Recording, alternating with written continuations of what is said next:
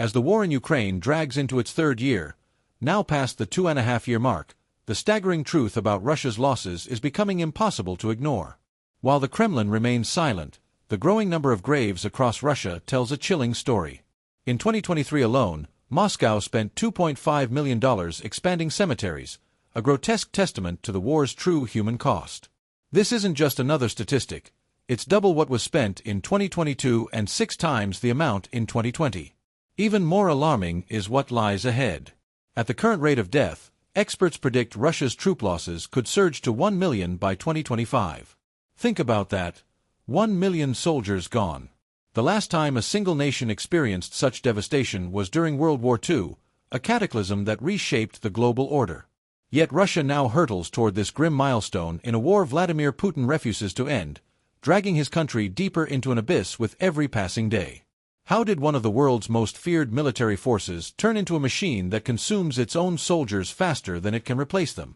And how much longer can Russia throw men into the grinder before it collapses entirely?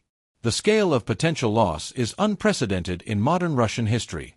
If 1 million soldiers die in Ukraine, it would far surpass the combined troop losses from all Russian conflicts since World War II, including the Chechen Wars, the 2008 invasion of Georgia, the annexation of Crimea, the war in Donbass, and even the intervention in Syria.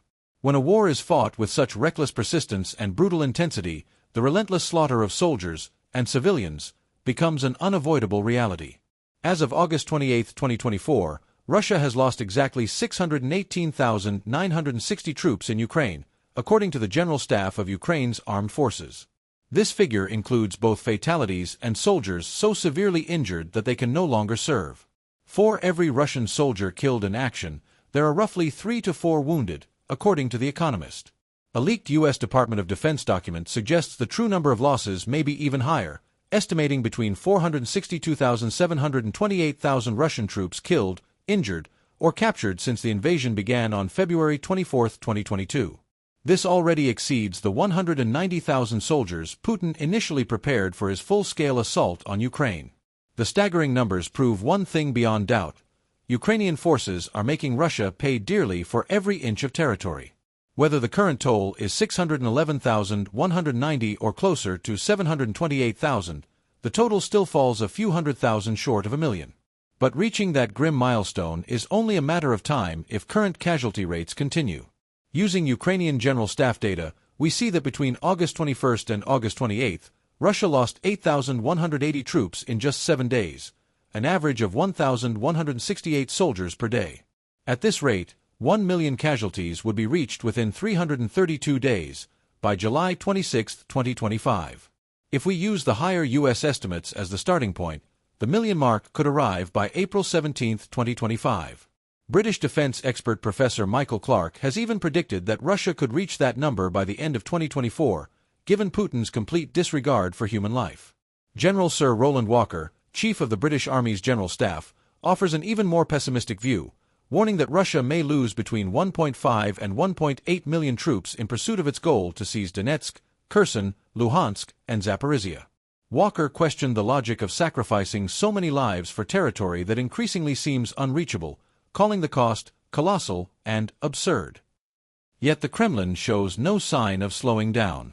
Official Russian casualty figures tell a different, far less honest story. The only time Moscow publicly acknowledged troop losses was in early 2023, claiming a mere 6,000 deaths, an insultingly low figure compared to independent estimates in the tens of thousands. Russian independent outlets like the now-banned Mediazona, working with BBC Russian, challenged this narrative using cemetery counts, open-source data, and local reports, estimating over 50,000 dead by mid-2023 and 120,000 by July 2024, numbers broadly consistent with Ukrainian reports.